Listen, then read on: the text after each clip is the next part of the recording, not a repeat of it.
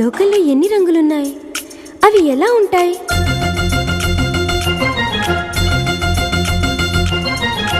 బుగ్గ మీద వెచ్చని సిగ్గు వచ్చినప్పుడు దానిని అడుగు, ఎర్రదనం అంటే చెబుతుంది. పెదవి కొమ్మ పూసిన పువ్వు అందమైన నీ చిరునవ్వు, తెల్ల రంగు అట్టా ఉంటుంది. నీలో నిలువున పులకలు రేగిన వేళ నువ్వే పచ్చని పైరువు అవుతావమ్మా, దిగులు రంగే